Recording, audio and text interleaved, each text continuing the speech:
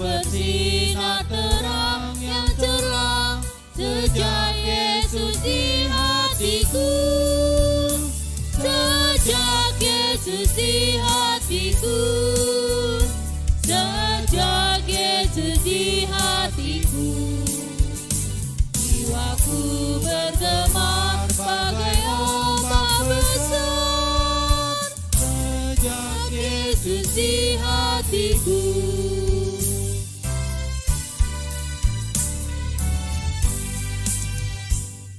Aku tobat kembali ke jalan benar. Sejak Yesus di hatiku. Dan dosaku dihapus, jiwaku segar. Sejak Yesus di hatiku. Sejak Yesus di hatiku. Sejak Yesus di hatiku. Jiwaku bergema bagai ombak besar.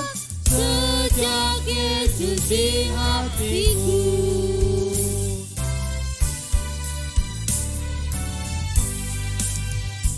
Aku rindu pergi ke tempat Tuhanku. Sejak Yesus di hatiku. Aku riang gembira berjalan terus. Sejak Yesus di hatiku. Sejak Yesus di hatiku. Sejak Yesus di hatiku. Jiwaku bergema bagai ombak besar. Sejak Yesus di hatiku.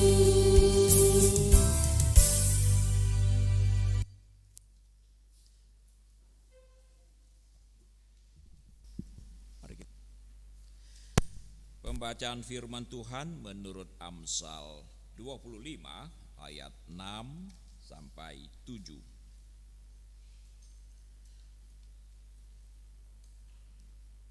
Amsal 25 ayat 6 dan 7. Jangan berlagak di hadapan raja atau berdiri di tempat para pembesar. Karena lebih baik orang berkata kepadamu, naiklah ke sini, daripada engkau direndahkan di hadapan orang mulia. Demikianlah firman Tuhan. Berbahagialah setiap orang yang mendengarkan firman dan yang memelihara dalam hidupnya. Haleluya.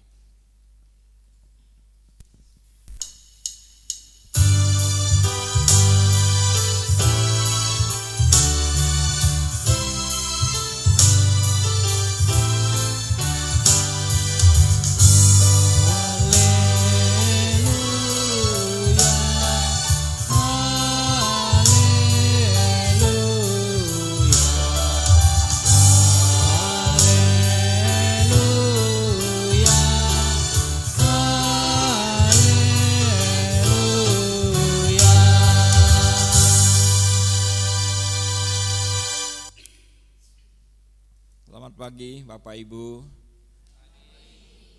Shalom.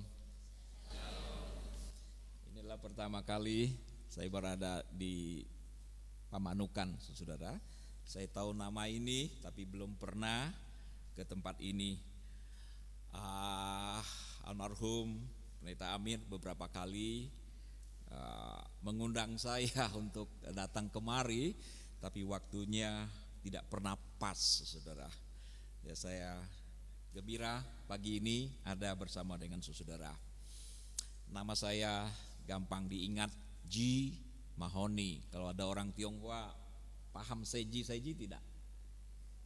Paham ya. Kalau tidak paham Seji, begitu mendengar nama Ji Samsu itu pasti akan ingat nama saya. Ada orang mengira saya orang Manado? Ada orang mengira saya orang Nias? Tidak, saya bukan orang Manado, juga bukan orang Nias. Saudara, saya lahir di sebuah pulau yang sangat besar, mirip dengan California, Kalimantan. Saya lahir di kota Singkawang dan kemudian besar kota Pontianak. Saudara, saya ini saat ini saya melayani di GKI Philadelphia. Saya merintis tahun 2006. Bersyukur sekarang telah menjadi sebuah jemaat yang mandiri. Sudah menikah, saudara sekalian. Oke, saya pikir itu saja perkenalan tentang diri saya. Jangan banyak-banyak memperkenalkan diri ya. Takutnya saya lebih terkenal daripada Tuhan Yesus nanti ya. Oke, saudara, tema hari ini sedikit unik ya. Langkah kecil, hati besar. Kalau saudara menantikan firman berdasarkan tema ini, mungkin saudara akan sedikit menyesal. Karena saya kelihatannya tidak akan berbicara sesuai dengan tema ini, saudara. Mungkin yang menyusun program naskah khotbah ini bisa melihat kaitan tema ini dengan teks dari dari Amsal 25 yang saya bacakan tadi, saudara. Nah, kebetulan saya juga mengajar di STT, saya mengajar homiletika, ilmu berkhotbah. Kami diajarkan untuk melakukan eksegese. Yang disebut dengan eksegese adalah kita mengambil kebenaran yang ada di Alkitab lalu dikhotbahkan pesan firman Tuhan yang kita baca dari Alkitab. Itu namanya eksegese. Sedangkan yang disebut dengan eisegese adalah isi kepala saya masukkan ke Alkitab. Nah, saya akan coba berkhotbah berdasarkan Amsal 25 ini, saudara-saudara sekalian. Nah, sebelum kita membahas bagian ini, saya ingin menyampaikan latar belakang fenomena kita sekalian, gaya hidup kita, dan nanti baru kita kaitkan dengan pengajaran ini. Saudara sekalian, barangkali kita semua setuju kalau saya katakan masyarakat menilai keberhasilan itu berdasarkan pencapaian, betul tidak? Berdasarkan apa yang kita peroleh, status sosial kita. Ibu-ibu kapan menyebut anak sudah jadi orang, Bu? Anak saya sudah jadi orang, sebelumnya bukan orang ya.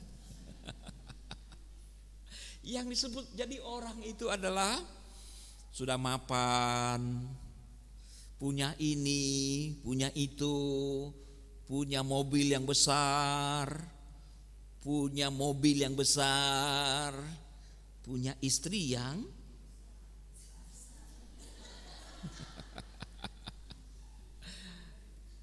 tetapi seseorang yang takut pada Tuhan,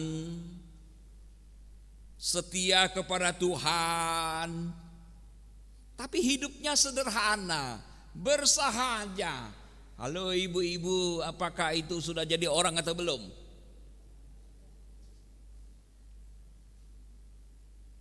Mungkin tidak dianggap sudah jadi orang. Itu sebabnya saudara, kita begitu gemar mencari kehidupan, mencari keberhasilan, karena kita takut dianggap orang yang gagal. Kita berusaha sekuat tenaga untuk hidup berhasil. Ibu kita tidak akan anggap kita jadi orang kalau kita tidak punya duit banyak. Betul begitu, saudara? Ini fenomena di tengah masyarakat. Mungkin ibu-ibu di sini pengecualian. Fenomena yang kedua adalah manusia juga mempunyai tendensi, kecenderungan untuk diapain? Diakui. Kalau nggak diakui, rasanya sakitnya di mana-mana. Diakui berhasil. Itu sebabnya kalau kita pergi reunian, pergi ke resepsi, itu gaun yang terbaik dipakai, bukan? Betul tidak? Baju terbaik yang kita pakai, gigi emas kita pasang, cincin 10 jari kita pasang, walaupun 9 diantaranya imitasi. Kita ingin orang tahu kita berhasil. Saudara, barangkali kita sebagai orang yang sudah berumur nggak punya kecenderungan seperti itu. Tapi barangkali kalau kita tidak berhasil, saudara, tidak mendapatkan pengakuan di tengah masyarakat, barangkali anak kita, istri kita tidak happy.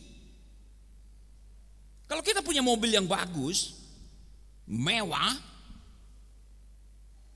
begitu kita pergi ke acara undangan, ya, pergi ke hotel yang paling mewah di kota Bandung itu, hotel apa ya?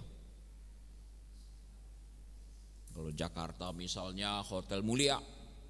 Kalau mobil kita bagus, begitu kita berhenti di lobi, itu ada petugas yang akan menunduk kepalanya mendekati lutut, ya, membukakan kita pintu mobil, dan kita masuknya pun ya dengan dada dibusung sedikit. Orang berhasil, mobil gede. Tapi kalau mobil kita mobil biasa, catnya udah luntur, begitu kita mau berhenti di lobi, ada yang teriak dengan suara kencang. Siapa yang teriak? Siapa yang teriak? Bukan petugas hotel, tapi mungkin istri kita atau anak-anak kita. Jangan di sini berhentinya. Kenapa? Karena begitu turun orang-orang lihat, mobilnya jelek banget. Sehingga isi keluarga yang lain itu merasa, papaku bukan orang yang berhasil, kalau turun sini memalukan. Saudara, satu saat ketika anak saya perempuan, ya, SMP kelas berapa, kebetulan waktu itu anak saya sekolah di sekolah internasional. Jadi orang-orang tua yang sekolah sana itu kaya. Ada yang punya kapal pesiar. Yang paling miskin mungkin saya kan, ya. Pendeta anak sekolah yang bagus. Nah, itu salah sendiri juga kan, ya. Satu saat ini sekolah bikin acara di sebuah restoran. Waktu itu saya dapat mobil dinas yang udah tua. Saya ingat saya warna hijau waktu itu. Waktu pulang, ya, saya lihat anak putri saya menutupi mukanya dengan kertas. Saya hanya berkata, Dek, kamu malu ya? Kalau kamu malu, mending kamu turun aja, gitu kan, ya. Enggak, gitu. Saudara mengerti maksud saya? Dia tidak ingin teman-temannya lihat dia berasal dari keluarga yang tidak berada. Karena sejatinya orang-orang ingin diakui.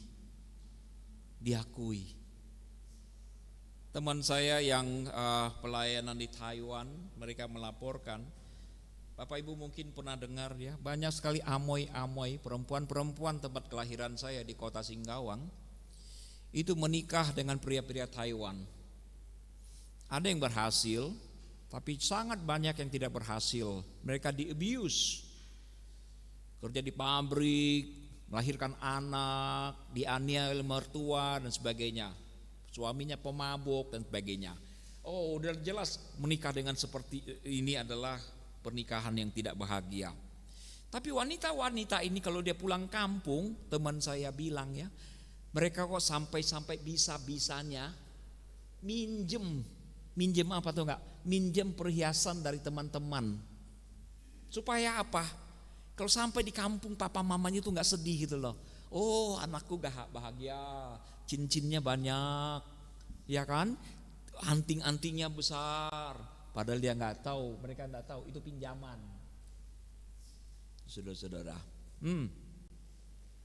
fenomena kedua, fenomena ketiga adalah manusia mempunyai kecenderungan untuk pamer, betul tidak? Flexing sekarang ini, flexing.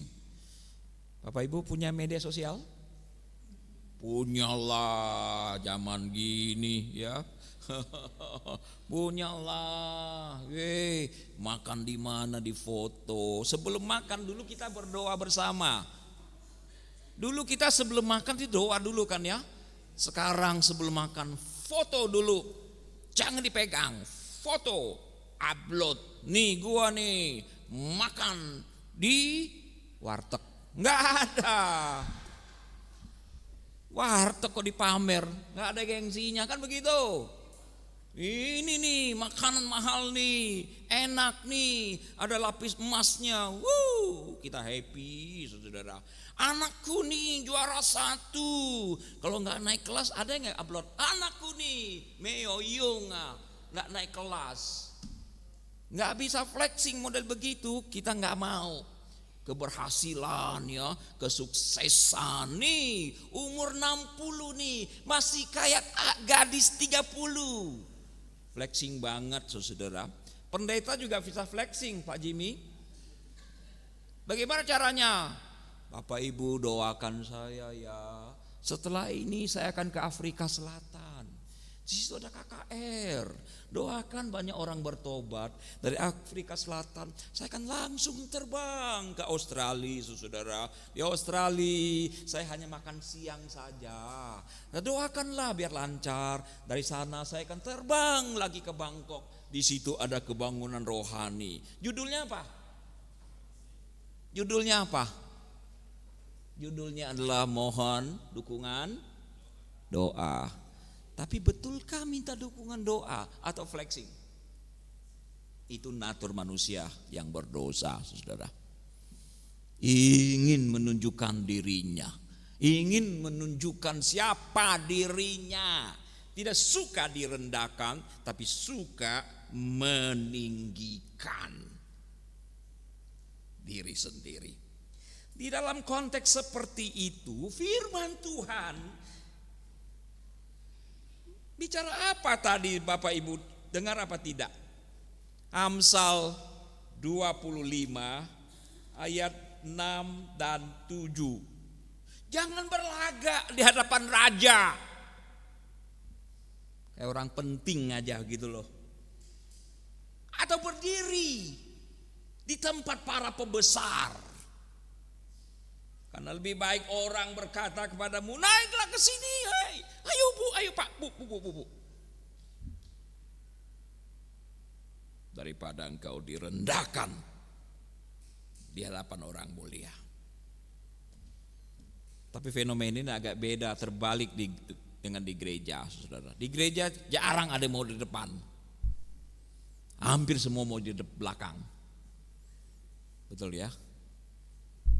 Tapi sejak ini minggu depan semua akan datang ke depan gitu ya. Begitu kok. Ini bukan soal duduk di gereja, saudara. Tapi ini bicara tentang orang yang membesarkan diri, ya, memamerkan diri dan sebagainya. Amsal 25 ini itu juga dikutip oleh Tuhan Yesus. Di dalam Lukas pasal 14, apa yang terjadi pada waktu itu akan membuat kita lebih mengerti Amsal 25 ini. Mari perhatikan dengan seksama Lukas 14 ayat ke-7. Karena Yesus melihat bagaimana para undangan memilih tempat-tempat kehormatan. Jadi ada satu acara pada waktu itu dan para tamu berlomba-lomba menempati tempat-tempat terhormat. Ia menyampaikan perumpamaan ini kepada mereka. Kalau engkau diundang seseorang ke pesta perkawinan, Yesus bilang apa? Janganlah duduk di tempat kehormatan. Jangan. Kenapa? Mungkin seseorang yang lebih terhormat daripadamu telah diundangnya. Saya ini lurah, saya RT, ambil tempat terhormat. Yesus bilang jangan. Siapa tahu camat juga diundang. Begitu camat datang gimana kita? Gimana tuh? Nah itu sebabnya dia bilang jangan. Lalu orang yang mengundang engkau dan orang itu datang dan berkata kepadamu, berilah tempat ini kepada orang itu.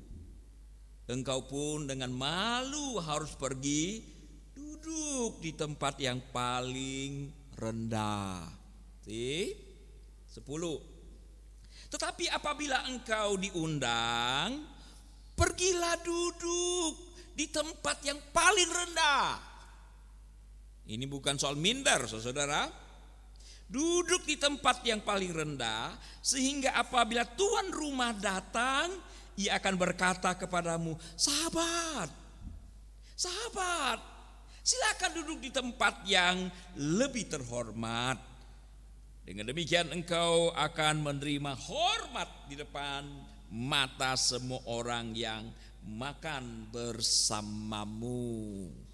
Sebab siapa yang meninggikan diri akan direndahkan, dan siapa merendahkan diri akan ditinggikan. Demikian firman Tuhan, saudara-saudara. Nah, itulah pengajaran Yesus yang sejalan dengan Amsal 25 yang saya bacakan tadi.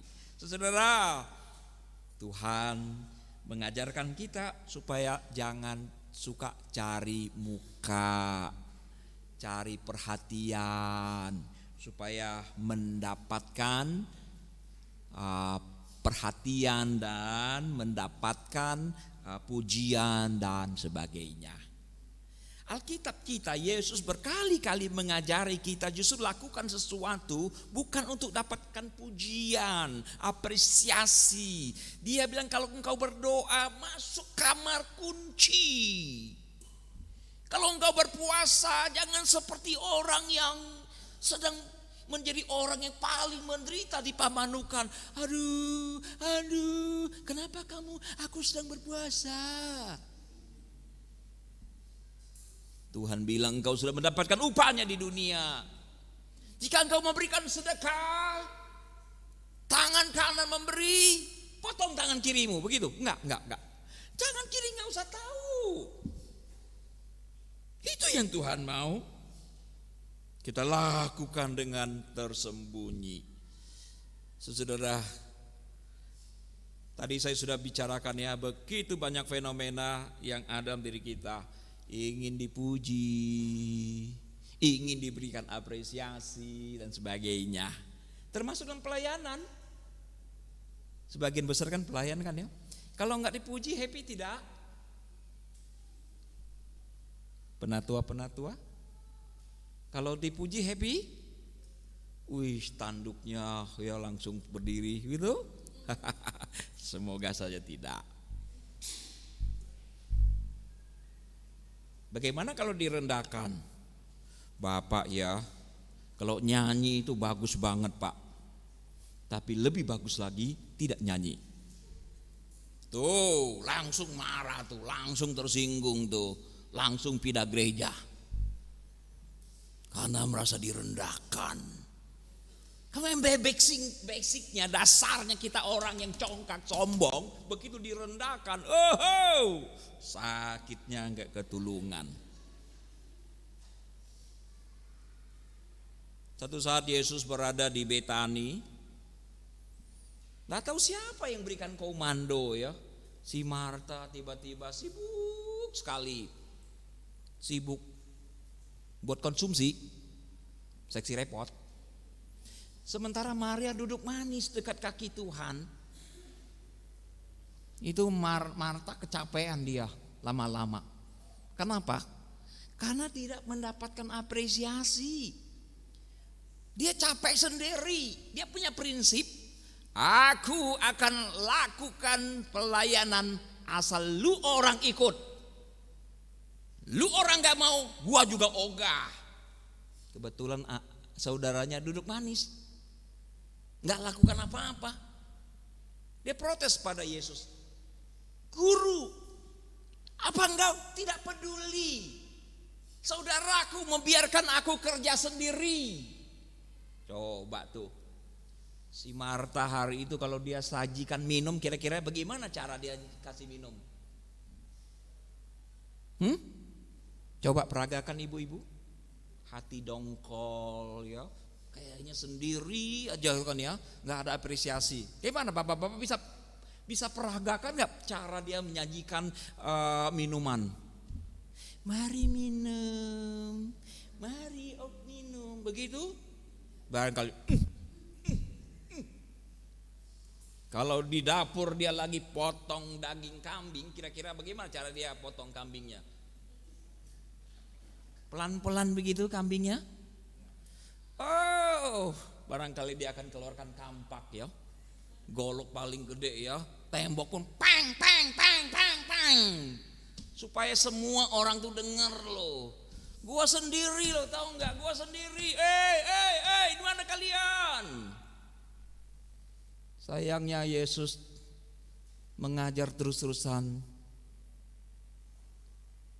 tidak berikan penghargaan. Coba Bapak Ibu bayangkan ya, seandainya tiba-tiba Yesus bilang begini, saudara-saudara, hari ini kita bisa minum es campur, sate marangi, apalagi saksang, capcay. Jangan lupa satu orang berjasa besar, dia bernama Marta. Sama kira-kira bagaimana si Marta? Dia masih protes enggak? Guru, engkau tidak peduli ya? Tega ya? Tega nian? Gue capek sendiri tahu. Saudara, dia tidak akan berkata-kata seperti itu. Kalau dia hari itu bisa bekerja di dalam senyap, tidak dipuji, tidak apa-apa. Yang penting aku lakukan terbaik yang bisa aku lakukan. Itu yang harus terjadi, saudara. Saudara, ketika seseorang tidak tahu diri, menempatkan dirinya kebesaran, akhirnya kata Tuhan, engkau dipersilakan pergi. Ini bukan soal kasta. Tuhan tidak sedang mengajarkan ada kasta di dalam gereja. Oh, ini terhormat, ini penatua, ini penamuda, ini enggak ada begitu-begituan. Sama di dalam kekristenan. Setuju ya Pak ya? Tapi dia sedang mengajarkan di dalam tatanan masyarakat. Memang ada status sosial yang tidak bisa kita hapuskan. Itu memang nyata di tengah masyarakat. Ada orang posisinya lebih tinggi. Ada orang kaya, ada orang miskin. Memang betul itu. Yang dia mau ajarkan bukan soal kasta. Yang mau diajarkan adalah supaya kita betul-betul menempatkan diri pada tempat yang tepat. Bapak Ibu kalau dipersilakan dan diminta pindah tempat dengan kasar atau dengan halus, bagaimana sikap kita? Bu, kalau ibu disuruh turun, bu pindah bu, ibu happy nggak ibu? Happy nggak? Nggak happy ya? Sama bu, saya juga begitu. Pak Iwan happy Pak? Enggak juga kan? Nah kenapa orang suruh kita pindah? Karena memang diri kita nggak tahu diri. Menempatkan tempat orang lain. Itu bukan tempat kita. Begitu kita disuruh pergi, kan orang dilema kan? RT. Itu camat datang. Saya duduk di tempat camat gitu loh. Panitia kan kelabakan kan? Iya kan? Dalam hati ini orang kok nggak tahu diri ya. Pak maaf pak ya. Bapak boleh geser sedikit, tersinggung RT-nya. Itu namanya RT nggak tahu diri, nggak tahu malu juga ya. Udah itu marah lagi. Bapak Ibu tahu nggak, di dunia ini banyak orang tidak tahu sebab akibat, nggak ngerti sebab akibat. Kita selalu berkata ada asap,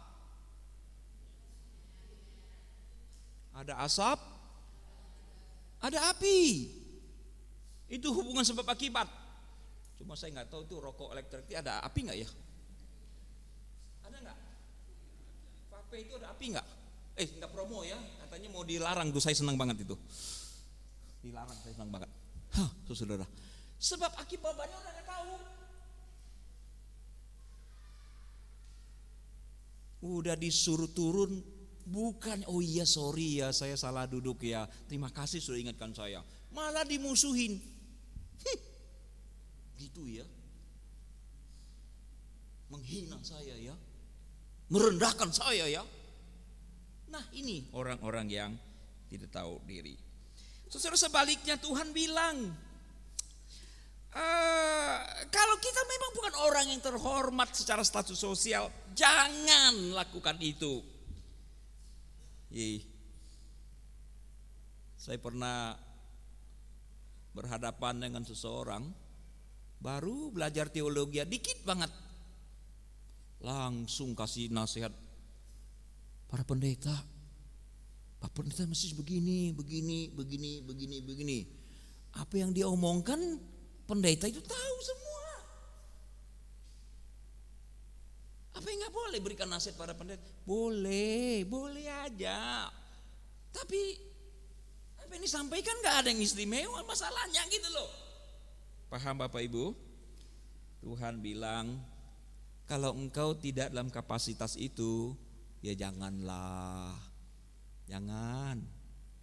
Sok ngajar lagi ya, mahasiswa ya kalau khotbah. Itu temannya nggak suka, kayak dia paling saleh ya. Kalian ya belajar yang sungguh-sungguh. Ini mahasiswa nih, mahasiswa. Khotbah di atas temannya, rajin, jangan tiktokan melulu, disiplin. Tahu nggak dalam hati teman-teman bilang apa? Muna. Mereka tidak berkata amin, tapi muna gitu loh. Kenapa? Karena mereka tidak happy. You belum punya kapasitas seperti itu, ngomongnya nggak ketulungan, orang tidak happy. Itu. Bahkan menariknya ya, Yesus di dalam ayat berikutnya, kalaupun engkau punya kapasitas untuk duduk di tempat itu, duduklah di tempat yang paling rendah. Camat,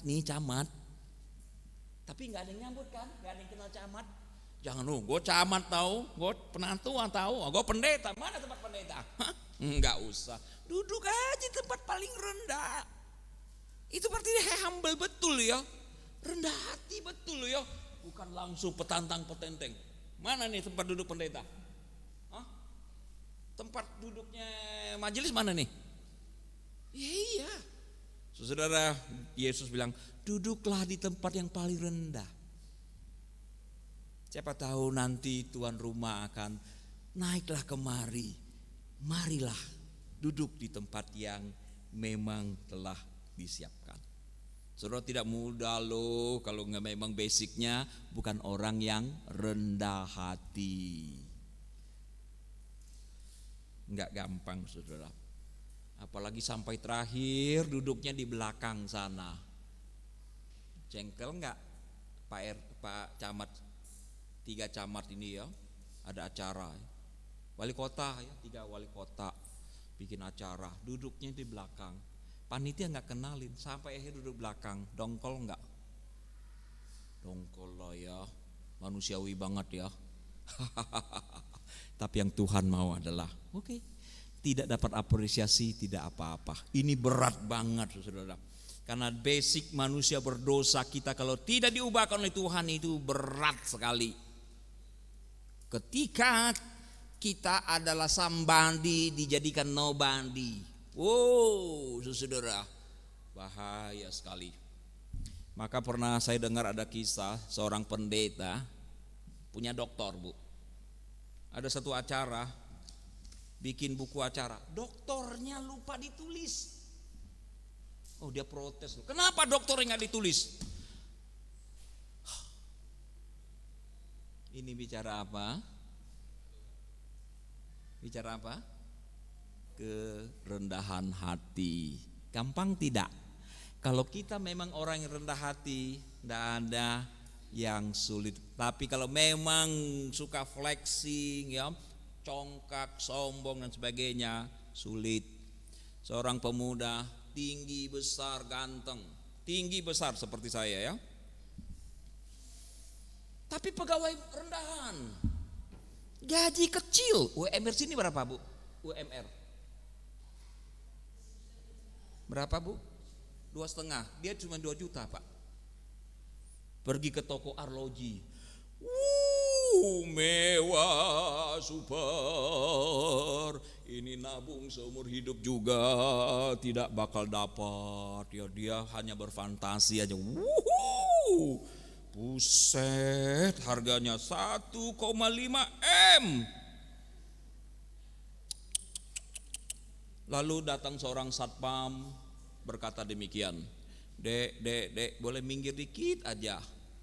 Ada klien gede mau datang. Pemuda ini tahu diri saudara. Dia pergi dengan malu, dikit aja malunya, udah pergi. Emang gua nggak mampu beli, mau ngapain toh ya? Ya udah dia pergi. Lama kemudian saudara, nasibnya berubah. Dia dapat istri yang super kaya. Jadi kaya enggak? Halo bapak-bapak, tadinya miskin nih, dapat istri super kaya. Itu laki jadi kaya juga? Jadi kaya juga. Kayanya BGT, tahu enggak? Apa itu kaya BGT? Kaya banget. Nah setelah kaya, tahu nggak, orang kaya nggak kaya itu udah penampilan udah kelihatan. Saya ya tampang begini, dikasih berlian pun orang bilang paling beling. Udah kelihatan di tampangnya kan. Tapi orang tertentu sekalipun pakai beling, asli itu, asli. Kan tampangnya udah kelihatan kan. Paham maksud saya Bapak Ibu? Nah pemuda ini dia pergi lagi ke toko arloji yang sama. 6 bulan sekarang seri baru semua. Bakal borong dia. Ini bagus, itu keren. Harganya oke, gue sanggup. Saudara, par waktu dia lagi membayangkan mau pilih yang mana, mau borong semua apa kagak, satpam yang sama datang lagi. Dek, mohon geser sedikit aja ya, ada klien gede datang. Beberapa waktu lalu dia pergi dengan tertunduk karena malu. Sekarang saudara, dia membesarkan matanya, lalu dia gebrak itu meja. Bang! Lu punya nyawa berapa harganya? Gua beli.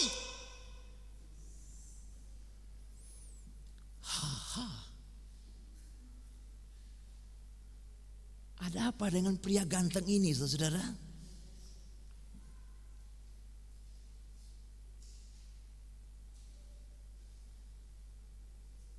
Semakin banyak pencapaian, semakin berpotensi menjadi sombong.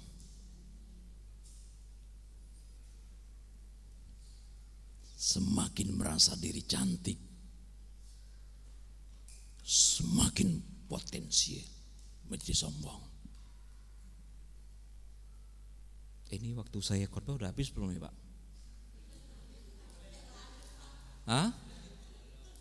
Udah habis ya?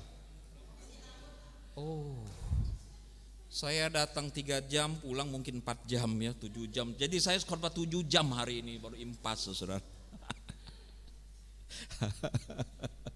Enggak saudara.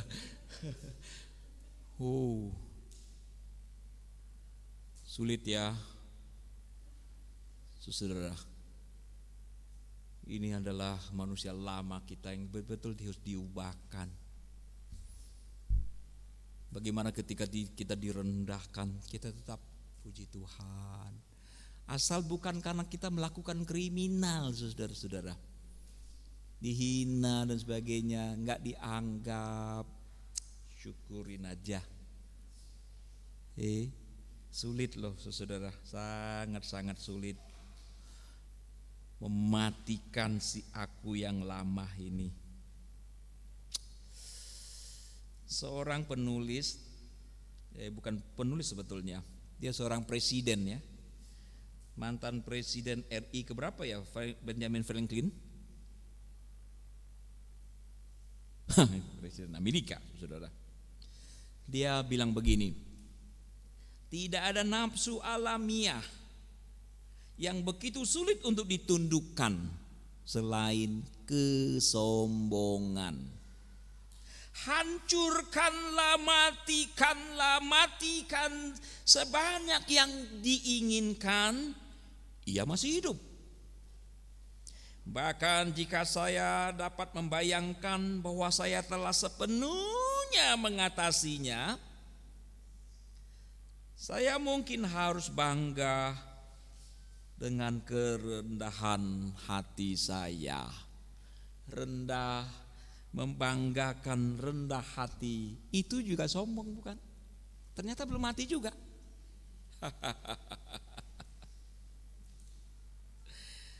Seorang remaja putri, ini cerita konyol sedikit. Dia merasa berdosa. Ini ceritanya bukan gereja GKI ya. Jadi ada bilik pengakuan dosa. Dia akhirnya datang mengaku dosa. Pastor, saya mau mengaku dosa. Dosa apa yang kau lakukan, gadis muda? Entah kenapa ya. Kalau saya lihat semua gadis yang ada di gereja ini, saya rasa saya paling cantik. Kata si gadis, tapi pasturnya berkata, anakku, barangkali engkau salah menilai. Paham ya Nona? Menganggap dirinya cantik padahal kagak gitu loh. Engkau bukan sombong, engkau hanya salah menilai. Saudara, udah jelek aja sombong loh. Apalagi kalau dia cantik beneran kan? Oke lah saudara, saya sampai di bagian terakhir. By the way, ini berita baik buat saudara bukan? Saudara tahu tidak? Apa itu berita baik? Kabar gembira. Ketika kita di sekolah minggu, itulah guru sekolah minggu kita bilang begini, Tuhan Yesus dari surga mati buat kita, yang percaya dia masuk surga. Hayu, angkat tangan percaya. Itu berita baik versi seorang guru sekolah minggu. Betul? Oh, good. Tapi setelah kita jadi orang Kristen lama, tahu tidak? Apa itu berita baik? Berita baik adalah pendeta berkhotbah, panjang dan lebar, tinggi dan dalam. Tiba-tiba diberkata, terakhir. Nah, kata itu berita baiknya. Terakhir itu kata berita baik. Betul? Bapak Ibu tiap minggu ditunggukan, tunggu pengkhotbah berkata terakhir kan? Yang tidur segera melek ya. Alkitab sudah ditutup, siap-siap pulang kan begitu. Saudara, berita baik saudara adalah yang seperti ini. Seorang pemuda di Spanyol namanya Jose Cubero. Jose Cubero umur 21 tahun. Saudara, dia adalah pemuda yang keren sekali, berotot six pack, saudara. Dan dia seorang matador di usia yang sangat belia, 21 tahun, sangat terkenal. Karena apa? Keterampilan dia membunuh banteng-banteng. Pada tahun 1958, Jose Cubero lagi-lagi berhasil merubuhkan seekor banteng yang besar dan berotot. Saudara sekalian, semua orang di stadion bertepuk tangan karena anak muda ini begitu hebat, terampil membunuh banteng. Dia menikmati tepuk tangan semua orang lain. Wuhu.